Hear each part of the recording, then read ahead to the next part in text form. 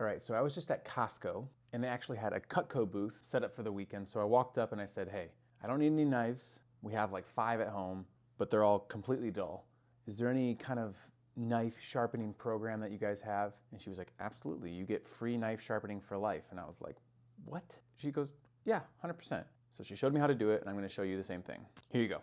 So you go to the Cutco website, scroll all the way down to the bottom and click free sharpening. Click request service, and then you're gonna fill in customer information. I'm not gonna do all this. Well, I am gonna do it, but I'm just gonna move forward here. And then they're gonna ask you for the quantity, items, and color. I will be honest, I did not know these offhand, so I went over to cutco.com again, went over, clicked the knives tab at the top, and then find the knives that you have. And then there's a SKU or product number up here at the top. Copy that and paste it into this item field with the quantity and the color. Only other thing to note here, it says we may need to replace your items with a current style at no additional cost. So if you don't want them to replace your items, you have to click that box right there. Scrolling down, you'll see that you do have to pay for shipping. You'll pay to ship them out, and then you'll pay ahead of time for the return shipping.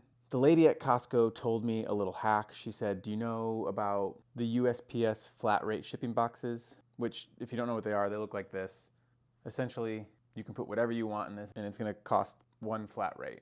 So whether you have 5 knives, 10 knives, shipping them out at least should all be pretty economical. Okay, finishing this up though, you'll fill in the return shipment payment like I mentioned.